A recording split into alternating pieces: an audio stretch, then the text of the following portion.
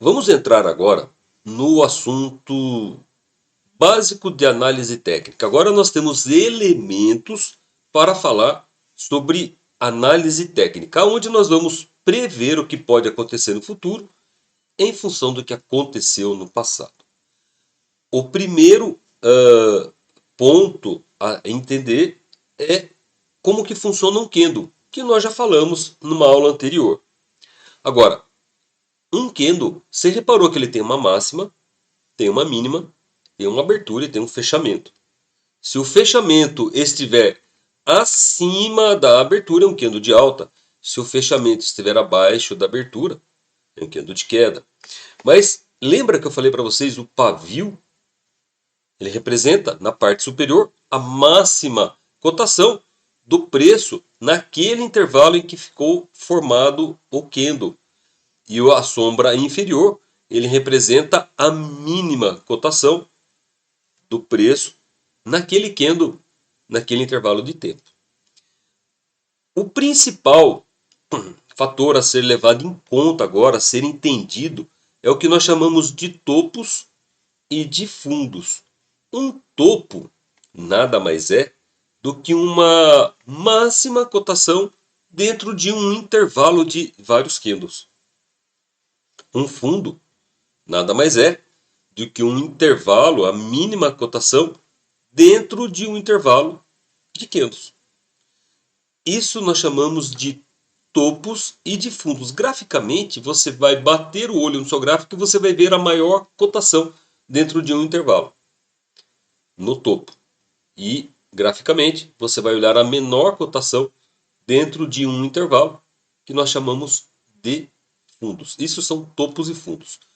Topo pode ser entendido como uma região de resistência e um fundo pode ser entendido como uma região de suporte. Então, uma resistência é uma cotação acima, é uma região, né? Aliás, acima da cotação, devido, na grande maioria das vezes, a um topo que foi formado. E caso o preço chegue lá, por exemplo, aqui eu tenho um topo, caso o preço comece a subir, ele pode encontrar uma resistência em continuar no movimento altista. E agora vem aqui para você por que nós temos aqui o nosso tourinho e o nosso ursinho. O que acontece? Quando o preço está subindo, imagine que os touros, o que eles fazem? O touro não faz o movimento de baixo para cima, quer dizer que os touros estão atuando, levando o mercado para cima. Quando ele chega numa resistência, por exemplo, num topo, quer dizer que os ursos, o urso, lembra aquele movimento? Como é que faz o movimento do urso? Ele bate de cima para baixo, a pata dele vem de cima para baixo.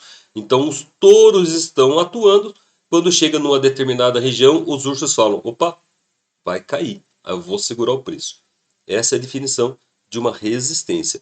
No caso de um suporte, o preço vem caindo, por exemplo, aqui ó, ele vem caindo até que ele faz uma mínima cotação. Aonde ele vem caindo porque os ursos estão empurrando o preço para baixo. Aí quando ele chega numa determinada região, os touros falam assim: opa, que não, vou empurrar o preço para cima, não vou deixar passar daqui. Aí os touros começam a atuar e o mercado começa a subir. E essa mínima acaba sendo uma região de suporte. Então o suporte nada mais é do que uma cotação abaixo da região atual, que caso o preço vá até lá, ele pode ter dificuldade em romper ou continuar no movimento baixista. E uma resistência é uma região acima da cotação, que caso o preço vá até lá, ele pode encontrar uma dificuldade em continuar num movimento altista. A partir daqui, nós vamos criar mais critérios operacionais para fazer as análises técnicas. Primeira coisa, temos que entender o que é um candle. Segunda coisa, temos que entender o que é um topo e o que é um fundo. E através do topo e do fundo, nós vamos começar a desenhar os nossos suportes e resistências, buscando aí as amplitudes que o preço pode ter. Mas tem mais, claro, muito mais elementos para eu mostrar para vocês. Eu vou mostrar na próxima aula o que é linhas de tendência de alta e linhas de tendência de baixa.